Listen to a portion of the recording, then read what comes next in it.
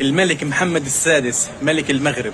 هذا الفيديو من شمال قطاع غزة. بتمنى انه هذا الفيديو يوصلك، بتمنى انه اهل المغرب يساعدونا يوصل صوتنا إلك. احنا بنوصل لك صوت اطفال والاسر المسطورة في قطاع غزة، خصوصا في شمال قطاع غزة. الاطفال محتاجين جدا الكسوة الشتوية، الملابس الشتوية، حالهم كحال كل الاطفال، حالهم كحال اي طفل في العالم. يعني احنا بنتمنى من كل واحد حر شريف، نتمنى من ملك المغرب الملك محمد السادس، نتمنى من كل اهل المغرب انهم يعتبروا اطفال غزة اطفالهم، انهم يساهموا معنا حتى نقدر نوفر الكسوة الشتوية لهؤلاء الاطفال.